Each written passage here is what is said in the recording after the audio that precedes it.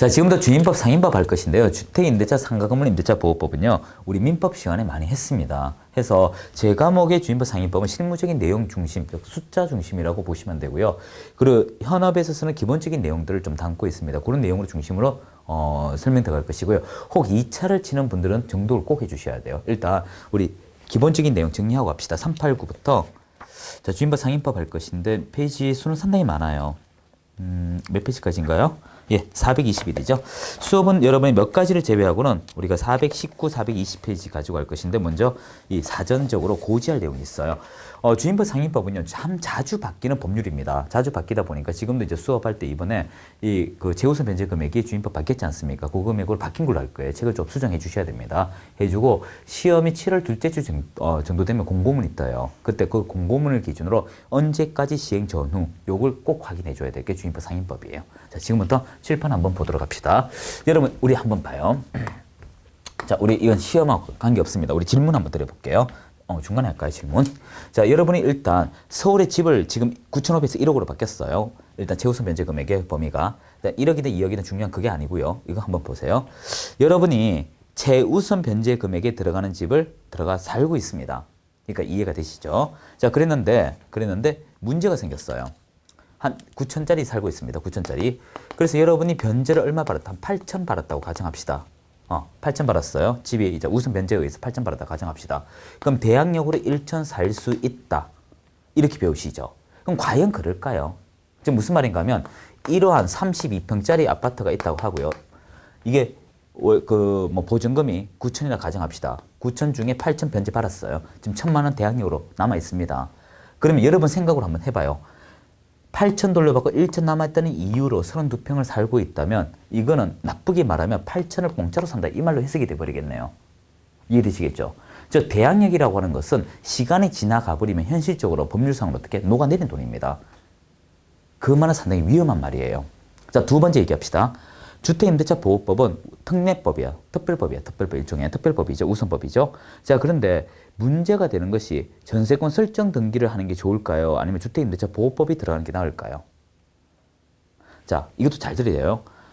여러분이 문제가 되는 것이 저당권 밑에 주택임대차보호법이 있으면 좋다 나쁘다 말하기 어려워요. 저당권 금액에 따라. 그런데 만약에 전세권 설정 등기를 하게 되면 경매신청권이 있겠네요. 이해되시죠? 전세권 설정 등기, 예를 들어 이 주택임대차보호법의 금액만 생각하고 있다가 전세권 설정 등기를 해버리면 어떻게 우선 변제할 권리가 생기네요. 그걸 받고 모자란 거 우선 변제 받는 건 어떨까요? 그것도 하나의 대안 방법이죠. 그래서 여러분이 생각할 때 이 주택임대차보호법만 좋다라고 하지 마시고요. 경우에 따라서는 전세권 설정 등기도 함께 하는 게 좋다. 이런 머리를 좀 굴려주셔야 됩니다. 여기 실무의 내용이에요. 자, 세 번째 얘기합시다. 세 번째 얘기는 우리가 또 서울에 살 때 일단 지금 재우선 변제 금액이 1억이거든요. 그런데 한 2억짜리 집에 들어가야 된다고 가정합시다. 그럼 신혼부부가 있어요. 그러면 이렇게 하면 되겠죠. 이게 현행 실무적 내용이에요. 남편 이름으로요. 한 7천 끊어놓고 그리고 나서 저당권 설정 등기 막 하면 돼요. 보통 집주인이 저당권 설정되고 주택임대차보호법 들어가면 밀리는 경우 많잖아요. 이렇게 하시면 돼요. 만약에 안 밀린다는 가정이라면 그리고 윗돈이 있으면 저당권 집주인이 받기 어렵다 하면 협의회가 이렇게 하시면 돼요. 그리고 아내 이름으로 어떻게 확정일자 발행하면 돼요. 1억 3천. 그럼 부부가 같이 공동생활하게 되면요. 이것이 흔히 말 경매로 넘어가게 되면 이게 재우선 변제 금액 말소 기준 권리가 되잖아요. 말소 기준 권리 위에 있으면 인수해야 되잖아요. 7천만 가져간다 생각했지만 결국 함께 부부가 돼버리면 이 돈까지 안고 가야 돼버립니다. 이게 실무적 내용이라고요. 자, 이러한 내용은 민법에서 배운다 안 배운다? 안 배운다는 것입니다. 그래서 지금부터 할 얘기는 이런 금액의 초점에 이런 내용이 초점에서 강의가 들어갈 것입니다. 자, 출발할게요. 자, 389페이지 우리가 주임법의 제정 목적은 좋은 내용이다. 이렇게 기억하시면 되고 적용 범위 1에서 6번까지 있습니다. 7번까지인가요? 요 내용은 뒤에 가서 다시 할 것인데 일단 제가 판서로 대체하는 게 더 빠릅니다. 380인가요? 자, 주택임대차보호법인데요. 일단 주택이라고 하는 것은 여기서 자, 주택은 계약 체결 당시부터 체결 시점이 중요해요. 체결 당시부터 계약 당시죠. 이 체결 당시, 계약 당시입니다. 임대인과 임차인이 이것을 주택으로 봅시다 하면 주택이 돼버려요. 이것은 실제 용도가 중심이 돼요. IMF 때요. 여기 비닐하우스라고 보셨죠? 그리고 이 컨테이너라고 하나요? 그곳에도 임대인과 임차인이 이거 앞으로 주택으로 보자! 하면 어차피 임대인이 갚아주겠다는 의지를 띠고 있기 때문에 주택으로 보게 됩니다. 그래서 여러분이 공법상 이것이 허가를 받았다, 등기가 된 것만 가능하다 하면 틀린 말이에요. 무허가도 되고 미등기도 됩니다. 계약 체결 당시 임대인과 임차인이 주택으로 보면 그 대상이 무엇이든 간에 다 주택이 돼버려요. 그리고 이것은 임대차가 있어야 됩니다. 주택 임대차, 임대차는 유상이어야 돼요. 무상으로 하면 보호해줄 가치가 없습니다. 어차피 주택 임대차 보호법이잖아요. 보호는 보호 대상이 있어야 한다 이거예요. 이때 보호의 대상은 서민 대상이에요. 우리 현행법은 서민 대상이기 때문에 국내, 즉 내국인, 외국인 구별시력이 없는 거예요. 법 조문이 서민이라고 돼 있다고요. 서민 기준이 우리는 1억으로 돼 있습니다. 서울은. 일단 그렇게 돼 있고요. 우리 이 법에 대해서 그렇다는 겁니다. 그리고 이 서민들이 살 때 개인적으로 할 수도 있지만 법인 중에 이 국가의 비용으로 발생하는 데가 있죠. 주공지공. 이러한 곳은 부분적으로 허용을 하겠다. 이렇게 되는 것입니다. 자, 요 내용을 바탕으로 이제 들어가 볼게요. 389페이지 양가로 1번에 보시면 주임법 대상인 건물은 계약 체결 당시 임대 임차인 주거용 건축물의 실제 활용 가지고 한다. 여기 대법원 판례고요. 두 번째 2번. 첫 번째 줄이죠. 가건물 무허가 관계없습니다. 실제 용도가 주택으로 인정받으면 돼요. 세 번째, 주거용 건물이란 이 건물에 여러분 잘 들으셔야 돼요. 이런 판례 민법에서 배우셨지 싶어요. 우리가 슈퍼이면서 이 슈퍼 가시면 옛날 요즘에도 있는지 모르겠어요. 있을 겁니다. 아마 지방이나 뭐 수도권에 있겠네요.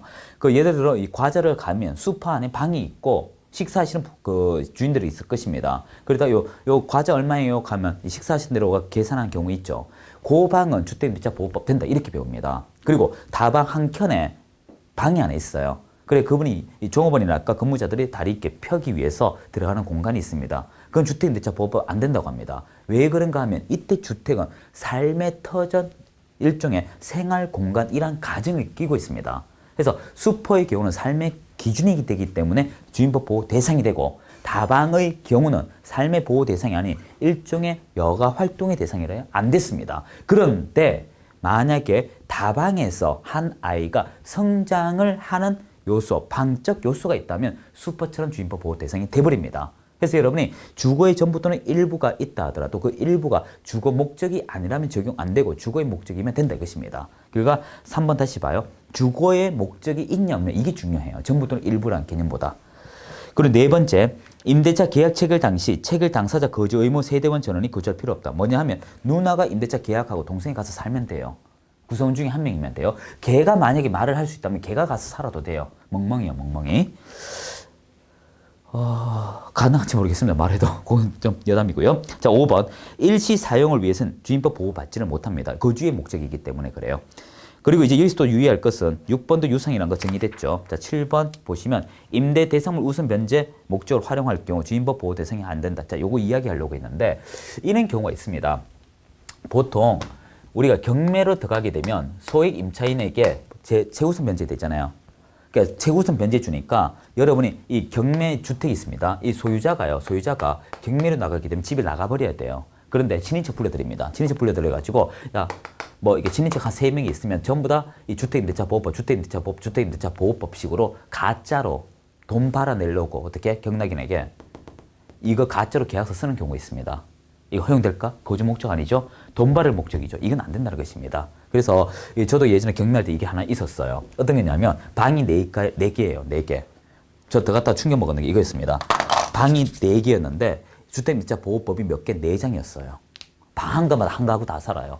그리고 그 집에 어르신 계셔요. 그러면 5가구가 한 분은 거실, 그러니까 한 가구는 거실이고 방 4개가 전부 다 임대차. 그 집에 현재 자매 다 있었어요. 저 그냥 단신으로 갔거든요. 얼마나 당혹스러웠겠습니까? 키도 작고 순수하게 안 생겼지만 하여튼 그래 갔는데 문제가 된 게 그것입니다. 뭐냐면 이분들이 원하는 것은 경매 신청을 통해서 최우선 변제 금액을 십시일반하게 되면 그거라도 좀 낫지 않을까라는 의지를 띠고 저 앞에 나타나신 거예요. 그리고 임대차에서 딱 보여줍니다. 저 내부를. 그때 제가 딱 한마디 했습니다. 거금 1억, 2억이 거래될 때는 현금으로 거래됩니까? 아니면 온라인으로 거래됩니까? 일반 서민들은 저도 마찬가지입니다. 서민인데 그 돈을 거래할 때 일반적 현금 거래를 안 해요. 온라인 거래입니다. 그래서 제가 그 자리에서 그렇게 얘기했습니다. 만약에 이 우선 변제 대상이라고 하면 형사상의 처벌 대상입니다. 이거 제가 근거 여부 증빙 못하게 되면 형사상 문제로 걸게 될 것인데 맞나요? 가니까 갑자기 거짓말이라고 바로 말씀하셨습니다. 바로 그겁니다. 해서 경매에 있어서 재우선 변제받을 목적으로 거주도 하지 않으면서 이용하는 건 불법이에요. 자, 그 얘기고요. 자, 이거는 강행법규입니다. 매수인에게, 임차인에게 불리한 건 다 무효다. 다 배우셨죠? 그 밑에 이제 적용 대상은 지금까지 했던 얘기들 다 깔고 있습니다. 깔고 있고요. 자, 지금부터 391페이지 대항력 넘겨볼게요. 395 우선 변제, 그리고 재우선 변제까지 다 한 번에 다 할 겁니다. 그 398페이지까지 돈에 대해서만은 안 할 거예요. 자, 이제부터 지울게요. 자, 뜻 이제 하나씩 우리 얘기합시다. 어렵지 않아요. 주임법 알게 되면 뭐 상임법 바로 똑같죠. 몇 가지만 다르고 권리금 부분만 좀 다르죠.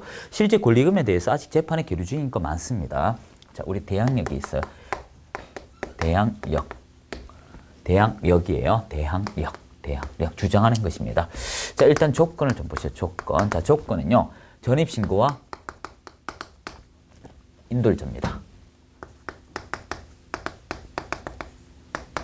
인도. 자, 거주라고 할까요? 거주. 자, 이렇게 책은 조금 뒤에 봐요. 자, 이제부터 정리합시다. 일단 여러분이 거주를 먼저 할까요? 전입신고. 자, 우리 대항력 하게 되면 거주와 인도죠. 예, 인도 거주.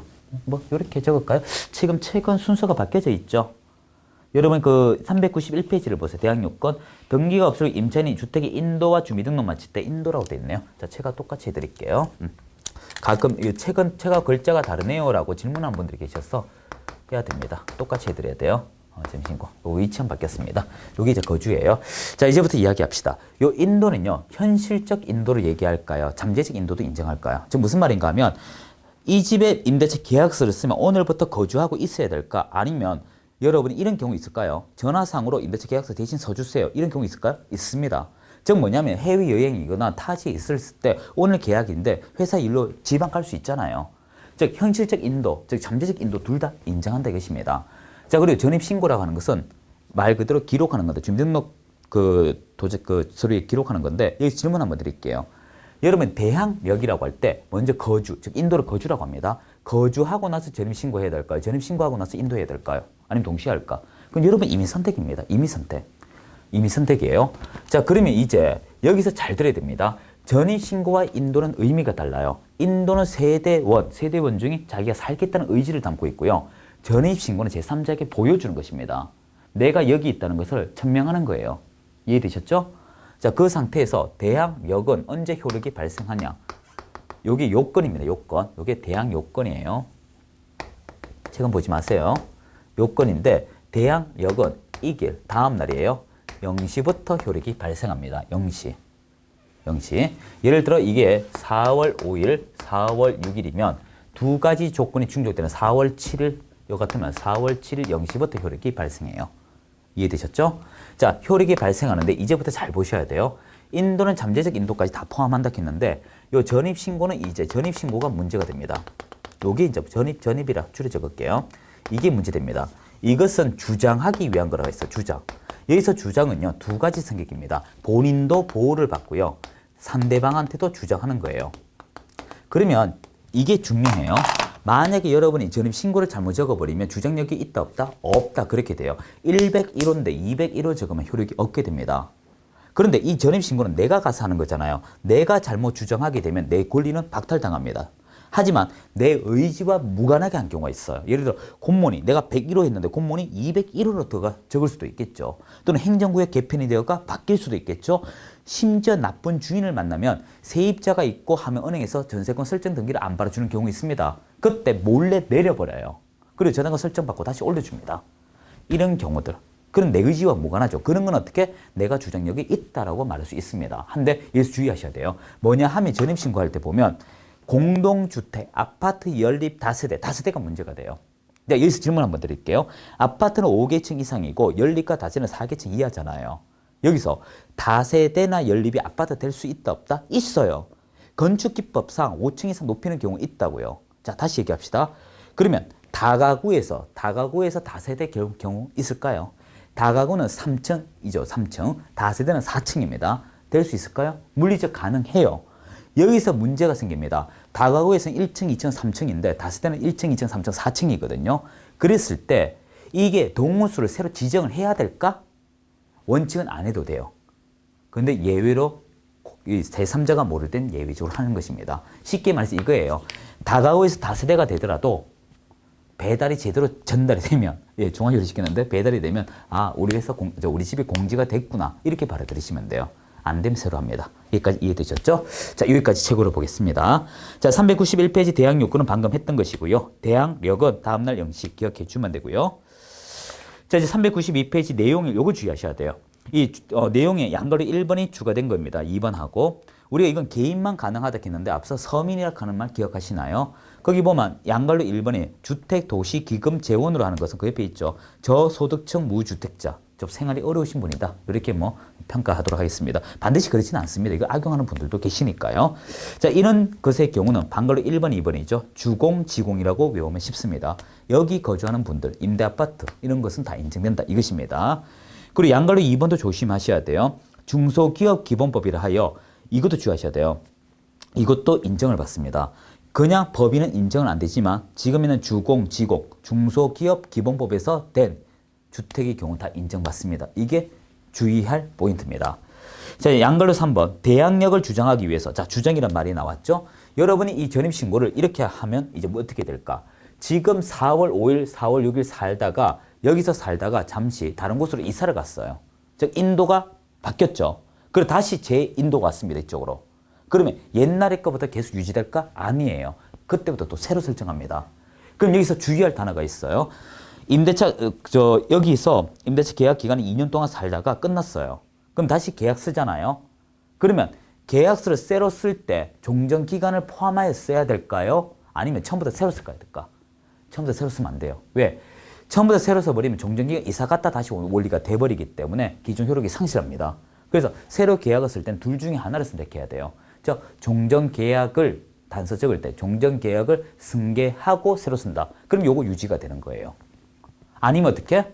요 계약을 바탕으로 여기다 다시 쓰면 돼요. 당사자 합의니까. 자, 이런 식으로 간다. 이런 얘기 드릴 수 있고요. 자, 이제 양갈로 4번이 얘기가 앞서 했던 그런 것들입니다. 그래서 이거는 전입신고에 관한 얘기를 담고 있고요. 자, 이제 오른쪽에 승계라고 하는 것은 이런 겁니다. 집주인의 승계하는 건데 승계 부분도 두 가지예요. 자, 매도인 갈까요? 매도인. 이 사람이 이제 집주 A라 합시다. 그냥 집주인. 자, 주인이겠어요. 자, 먼저 임대차 계약이 돼야 됩니다. 세입자하고 된 상태에서 이 사람이 매매 계약이 2번에 발생했어요. 신주인이 발생했어요. 그러면 나중에 돈 받아갈 때 어떻게 합니까? 이 세입자는 이 사람한테 받아가죠. 왜? 채권 채무 관계 이쪽으로 승계됐으니까 이 사람은 이 사람한테 받아 나가면 돼요. 이게 원칙입니다. 근데 문제가 된 것이 나는 누굴 믿고 왔어요? 이 사람 믿고 왔어요. 이땐 주인이 좀 좋아 보이는데 왠지 깐깐해. 이상으로 첫날부터 밖으로 박 차면서 어떻게? 아우, 이 사람들 뭐 어떡하나 이렇게 해요. 아, 기분이 안 좋았다 이거야. 그러면 내 의지와 무관하게 발생했기 때 이때 이 사람도 나갈 권리가 그때 발생합니다. 원칙 이 사람 만기대가 바로 나가면 되지만 이 사람이 싫다, 참 보기 싫다. 그러면 어떻게? 이 사람이 이 사람한테 그냥 나 이참에 그냥 뽑아주세요. 그땐 뽑아줘야 됩니다. 자, 그 얘기가 승계에 나와 있고요. 자, 기타는 여러분 특별한 내용 없습니다. 한번 좀 시간 되면 읽어봐 주시고요. 자, 이제 밑에 394페이지 이에 관련된 이야기 좀 담고 있어요. 특히 밑에 중요 판례 증리라 해서 경매에 의한 임자권 소멸은 뒤에 가면 제가 다시 하도록 하겠습니다. 자, 이제 395 확정일자 우선 변제. 자, 이거 잘 들어야 돼요. 지금 우선 변제할 것인데요. 여러분이 우선 변제와 확정일자를 같다라고 생각하는 분들이 많습니다. 달라요. 자, 역시 조건입니다. 이건 다 조건이라 합시다. 요 글자 조건, 효력, 전입은 뭐 이런 기타적 내용은 안 적을게요. 자, 일단 우선 변제가 되려면 여기 있는 대항 요건과 대항 요건 더하기 확정일자가 있어야 돼요.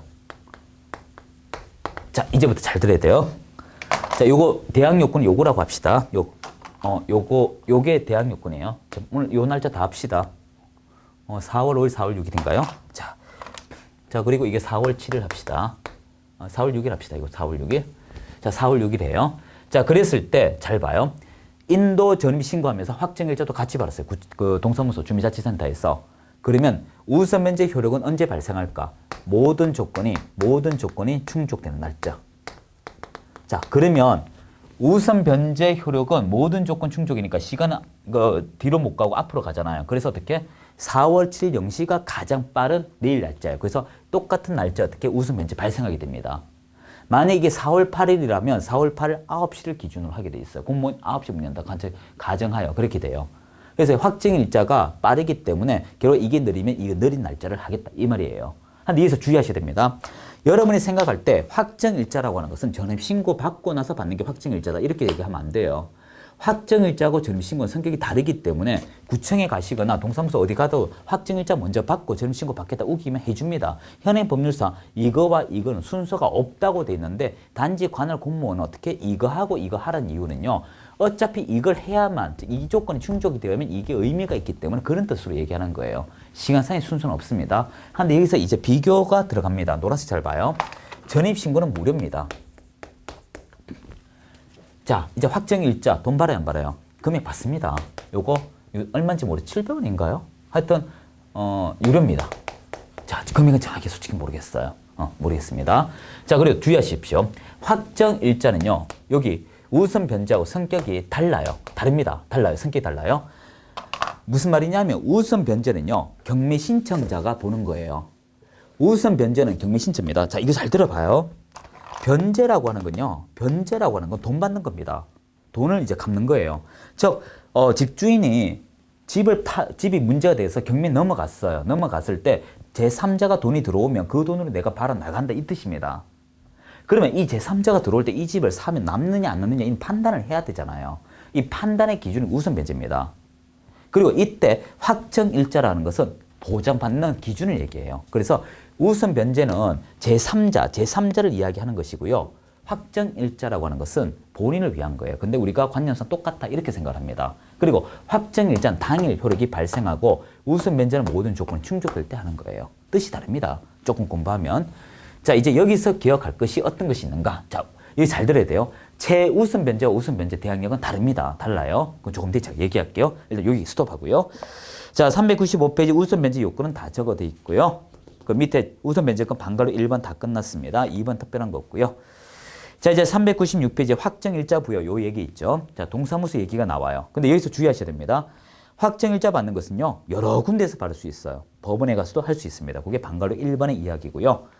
자, 이제 2번에 가시면 확정일자 부여받을 때 이런 거 기재된다. 어떤 종이에 기록된다. 그런 얘기를 하고 있습니다. 그리고 이제 양갈로 2번 특별한 거 없고 양갈로 3번도 특별한 거 없습니다. 자, 쭉 넘어가세요. 397페이지 위에 5번. 돈 내라. 얼마인지 모르겠네요. 그 제가 학원 강의하니까 어느 뭐 400원하고 어느 뭐 700원인데 그 중에 안 하겠죠. 이건 제가 정확히 모르겠습니다. 예. 자, 이제 그 내용 보세요. 대항력 우선 면제 임차는 배당 요구하였으나 만족을 얻지 못할 때 대항력 상실하지 않는다. 즉 이게 잘 봐야 돼요. 여기는 대항력이에요. 달리 말하면 이것을 주장력이라고 합니다.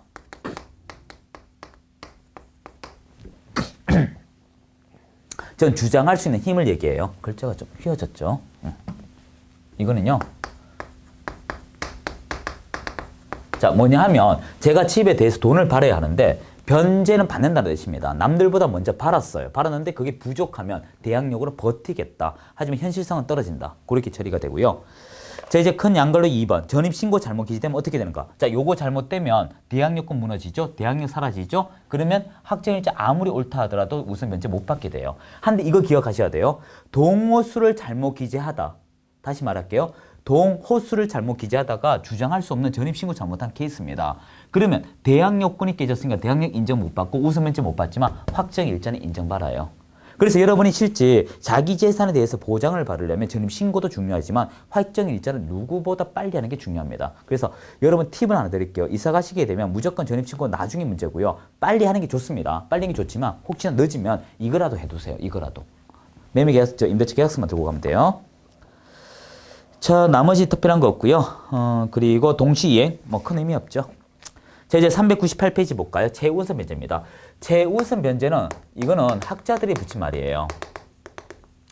소액 보증금 중에 일부를 준다. 정식 명칭은 소액 보증금 중 일부. 즉, 너 전세, 당신이 넌 보증금의 일부를 먼저 주겠다 이거예요. 네 돈에서 찾아주겠다 이거예요. 네 돈에서. 자, 최우선 변제 요건인데 일단 책 보지 말고요. 이것도 요건이 대항 요건은 갖춰야 됩니다. 그런데 소액 보증금의 일부입니다. 소액 보증해야 돼요. 소액 보증금. 그러면 이 소액이라고 하는 것은 법에 규정이 되어 있습니다. 법에 규정이 되어 있어요. 대통령령으로. 이것도 시험 나왔어요. 이게 국토교통부의 영이 있습니까? 대통령령이 있습니까? 이런 게 문제냅니다. 이거. 아우, 참네. 하여튼 그래요. 그리고 효력은요. 소액 보증금 이거는 이것도 모든 조건에 충족이 되는데요. 이제 성격이 이제 다릅니다. 이제 잘 들어야 돼요. 자, 요거 칠판 좀 지울게요. 주장할 때 누구한테 주장을 하냐 하면 이 두 가지, 이 대항력하고 우선 변제는 후순위자에게 주장하는 거예요. 파란색인가요? 요 두 가지는요. 후순위자에게 주장하는 겁니다. 즉, 내 앞에 사람에게는 이기지 못하지만요. 이 최우선 변제는 최란 뜻이 뭐냐면 남들보다 먼저 간다 이거예요. 그래서 이거는 타순위자, 모든 사람에게 주장할 수가 있다는 것입니다. 그러다 보니까 이 최우선 변제는 모든 사람에게 주장을 하다 보니 채권이 물건을 이기는 문제가 발생할 수 있지 않습니까? 그래서 이거는 일부만 변제받습니다. 일부. 그리고 여기서 먼저 변제받고 여기서 2등으로 받고 그리고 나서 모자르면 이걸로 주장한다. 이렇게 돼요. 근데 앞서 얘기했죠. 뭐냐 하면 이렇게 차례대로 가게 되면 내까지 돌아올 때 순서상으로 돌아오면 못 받을 경우가 발생을 해요. 그때 우리가 기본적으로 전세권 설정 등기한다 했던 말 기억하시죠? 그걸 보통 일반적으로 집의 규모 금액이 크면 보통 변호사나 법무사는 둘 다 하라고 합니다. 왜 그러는가 하면 일단 제일 먼저 이거 순서대로 오는 것보다 일단 경매 신청권이 있으니까 경매 신청권 들어가면서 이것도 동시에 같이 받아요. 채권과 물건이기 때문에 동시에 같이 받을 수 있습니다. 그리고 일단 경매 신청권 중에 어느 정도 받고 일단 우선 변제권 일정 발조 받고 나서 이거 받고 이렇게 오면 남들보다 이거 주장하지 않고도 많이 받을 수 있기 때문에 보통 같이 하라고 합니다. 같이 하라고 해요, 실무상. 자, 그래서 398페이지 보면 최우선 변제 요건 나오죠. 대항 요건과 소유의 보증금의 범위 방금 했죠. 그리고 두 번째 줄에 확정 일자와 관계없다. 그런 얘기 드렸고요. 자, 이제 최우선 변제권에 보증금증 일정에 있겠습니다. 보증금증 일정에 모두 다 받는 거 아니에요. 그 금액은 조금 뒤에 나와요. 자, 근데 399페이지 양글로 1번에 보시면 우선 변제 발을 임차인 및 보증금증 일정의 범위는 대통령 영의를 하여 두 번째 끝에 봐요. 보증금증 일정의 범위와 기준은 주택가액. 이 대지와 가액, 경매로 팔릴 때는요. 주택에 대했으면 저당권 설정되더라도 집도 토지도 같이 팔립니다. 여러분이 경매 받는다, 타인의 집을 경매 받는다라고 하였을 때 집만 사가져 가게 되면 지료 지급료에 문제가 발생을 해요. 그래서 나중에 어차피 집주인에게 지료는 다시 주면 되잖아요. 저 지대는. 그래서 토지를 포함하여 대지 가격 2분의 1을 못 넘겠어요. 예를 들어 봐 드릴까요? 지금 서울을 가져갑시다. 지금 서울이 그 9,500 이하가 1억으로 고쳐야 돼요. 그래서 3,400입니다. 자, 예를 들어서 경락가가 8,000 할까요? 8,000 합시다. 뭐 이런 집이 있을까 의문입니다. 이런 집 있는지 없는지 저는 몰라요. 임의적이에요. 자, 1번도 임차인입니다. 임차인이고요. 이것도 임차인이고 저당권자입니다. 저당권자. 뭐 이런 집 있다고 가정하고요. 임차인 이 사람 다 서울이에요. 지금 현재 서울입니다. 1억에 3,400이거든요. 그래서 이 사람 7천 주고 살고 있고요. 8천 주고 살고 있고 3천 주고 살고 있습니다. 한 1억이라고 가정해요. 너무 좀 심하네요. 하여튼 이런 집이 있다 가정합시다. 그럼 일단 제일 먼저 따질 게 최우선 변제 금액인지 따져봐야 돼요. 그러면 전부 다 1억 이하이기 때문에 이건 다 됩니다. 이 중에 3,400, 지금 3,200에 3,400으로 바뀌었습니다. 그 어디 다 한번 좀 더 적어 드릴까요? 자, 그리고 이것도 3,400 넘어갔으니까 3,400까지. 그런데 내 돈에서 일부이기 때문에 결과 무슨 말이냐 하면 소액 보증금이라는 건 내 돈에서 일부 가져가는 거거든요. 그럼 3,000 내놓고 3,400 한다. 이런 장사가 어디 있습니까? 제가 만약 그걸 악용한다. 전 100원 내놓고 살 것 같아요. 3,400 주는데. 그래서 이 돈은 내 돈 내서 내 돈, 최대 자기도 3,400 넘지 못하기 때문에 그 돈 아닙니다. 3,000. 그러면 결과적으로 봐요. 그럼 이거 다 얼마입니까? 6,800, 3,000. 9,800을 준다. 말도 안 되죠. 경락가가 8,000인데 9,800 주면 이 물건이 아주 웃음꼴이 돼버려요. 그러면 야, 너희들 최우선 변제 금액이 경락가 2분의 1을 넘네. 그러면 딱 나누기 2분의 1 해보니까 4,000밖에 안 돼. 그래서 4,000에 대해서는 얘 줘라. 나머지 6,000 네가 알아서 해결해라 이거죠. 그리고 이제 4,000에 대해서 안분 배당해라 이렇게 되겠죠. 그러면 어떻게 되냐? 자, 9,800이니까 나누기 9,800 곱하기 이 뒤에 4,000 가지고 하는 거죠. 9,800 곱하기 4,000 그리고 9,800 곱하기 4 이렇게 가져가요. 결과적으로 여기서 제가 하고자 하는 얘기는 2분의 1 하는 건 대지가액 포함이고 최우선 변제금을 가지고 얘기한다 이겁니다. 자, 그런데 이때 범위 금액이 바뀌었어요. 요번에 399페이지 그 서울을 9,500을 1억으로 고치고요. 3,200을 3,400으로 고치세요. 9,500을 1억, 3,200을 3,400.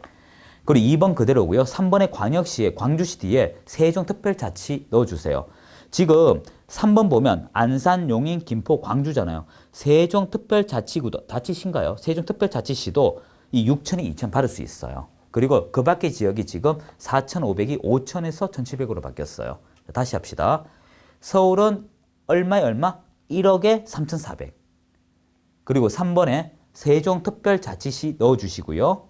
그 밖은 5천에 1,700이에요. 금액이 조금 인상됐습니다. 자, 이제부터 잘 들어야 됩니다. 여기서 2번에서 수도권 정비 계획법에 따른 과밀 억제 권역에는 인천이 포함될까요? 안 될까요?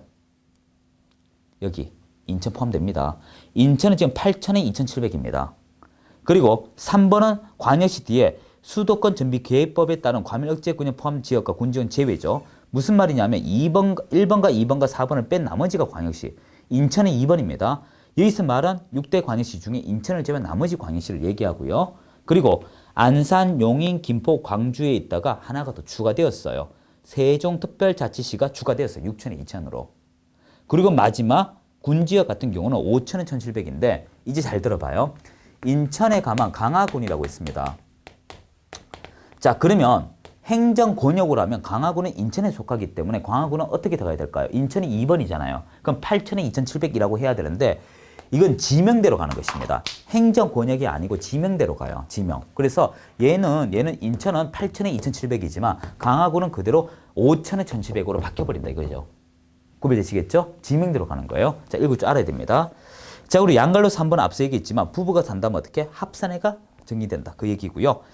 자, 이제 아래 표 좀 정리합시다. 아래 표에서 서울특별시는 어떻게?